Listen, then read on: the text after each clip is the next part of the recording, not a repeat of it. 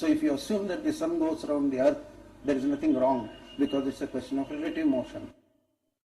The Vedas give amazing information about the sun. Do you know what energy runs the sun? Is it nuclear fusion? Is it volcanic energy? The Vedas say it is water. Yes, water. The sun evaporates water from all over the creation and uses it as fuel, just as lightning uses moisture.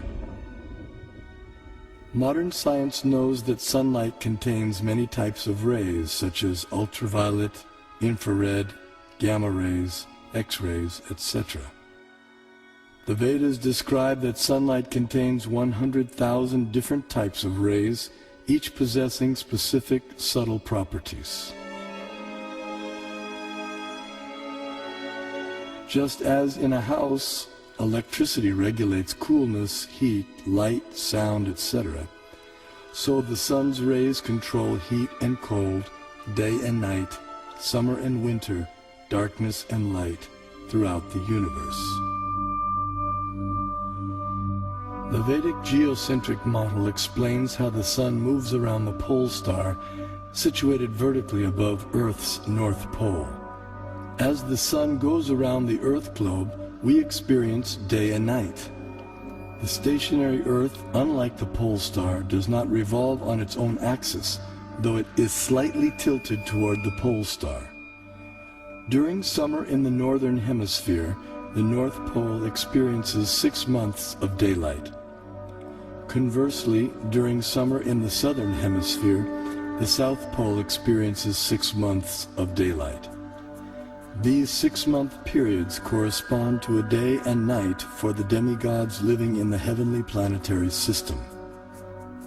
Vedic cosmology accounts for this phenomena by the vertical motion of the sun, technically called Uttarayana and Dakshinayana. The sun moves upward on an incline for half a year, and then downward for the next half. This motion produces 2 effects on Earth, namely the changing of the seasons and the varying durations of day and night.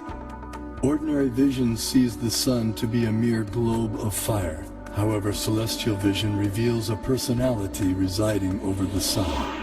His name is Vivasvan, and he rides on a golden chariot pulled by 7 divine horses at a speed of 16,000 miles per second. The chariot has 1 wheel which moves on celestial Manasottara mountain. The horizontal shaft is linked to the axial hub of the universe, Mount Meru, and the diagonal shaft is linked to the pole star. With each circular path, the wheel gradually moves laterally inward for 6 months and then outward for 6 months. Similar to the chariot's vertical motion, this lateral action fine-tunes seasonal changes on Earth. When the orbital motion of the sun is viewed from above, its illumination is seen to extend out to half of the greater Earth plane.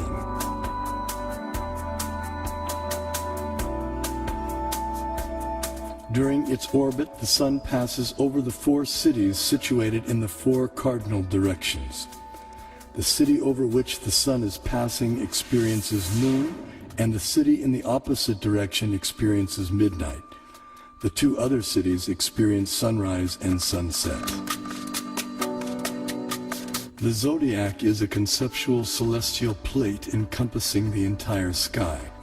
Like the face of a clock, the zodiac is divided into 12 divisions of 30 degrees each, called signs of the zodiac, or rashis. Each named according to the constellation of stars residing within them. These signs serve as a set of reference markers for measuring the movements of the moon, sun, and the planets. The zodiac completes 1 clockwise revolution of 360 degrees in every 24-hour period. The moon travels through the zodiac, but due to its slower angular velocity, it completes only about 347 degrees in 24 hours, falling behind by about 13 degrees. The day after the new moon day, we see 1 moon phase. The next day, the moon again completes 347 degrees, and we see the moon in its second phase.